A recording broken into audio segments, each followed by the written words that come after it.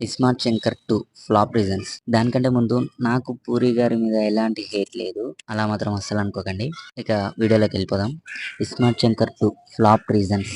Main reason ఏందంటే దానికి 2 తీయాలనుకోవడం, దానికి సీక్వెల్ తీయాలనుకోవడమే మెయిన్ రీజన్. అసలు సీక్వెల్ తీయకుండా ఒక స్ట్రెయిట్ స్టోరీ తీసుకొని తీసుంటే 'పూరి' గారు మళ్ళీ కమ్‌బ్యాక్ ఇచ్చేవాళ్ళేమో. సరే సీక్వెల్ తీసినా కన్విన్సింగ్‌గా తీసిండా అంటే అది లేదే.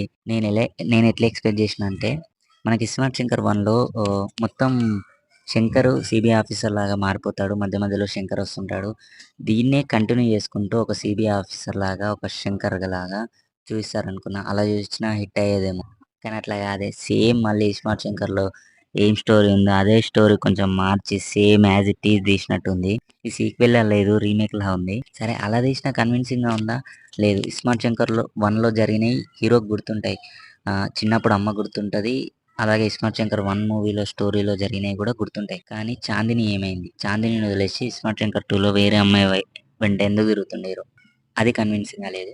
ఇంకొక రీజన్ ఏందంటే సాంగ్స్ అసలు మణి శర్మ గారే ఇచ్చారా అనిపిస్తది. 'ఇస్మార్ట్ శంకర్ 1లో' బ్యాక్‌గ్రౌండ్ మ్యూజిక్ గాని, సాంగ్స్ గూడా బానే ఉంటాయి. దీంట్లో అసలు సాంగ్స్ వచ్చినప్పుడు వినే ఇంట్రెస్ట్ కూడా వస్తలేదు. అట్లా బీజీఎం బావుందంటే బీజీఎం గూడా బాలేదు.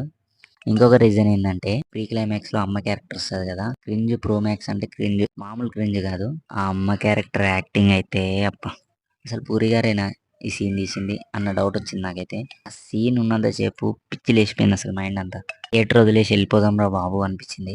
సరే అలాగ క్లైమాక్స్ వచ్చింది. క్లైమాక్స్‌లో అన్నా బావుంటదిలే అనుకుంటే 'iSmart Shankar' movie climax same climax 2లో తీసుకొచ్చారు. కానీ దానంత హైప్‌లో తీయలేకపోయారు. నేనెంతో ఎక్స్‌పెక్ట్ జేసినా అసలు క్లైమాక్స్ మీద.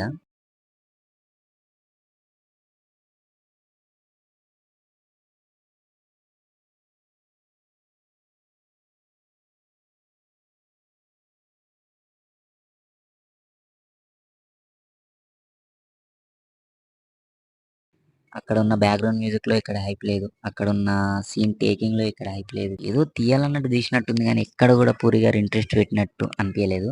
దానికి తోడు ఆ ట్విస్ట్ ఒకటి. ఆ ట్విస్ట్ అయితే మనం స్టార్టింగ్‌లోనే ఎక్స్‌పెక్ట్ జేస్తాం.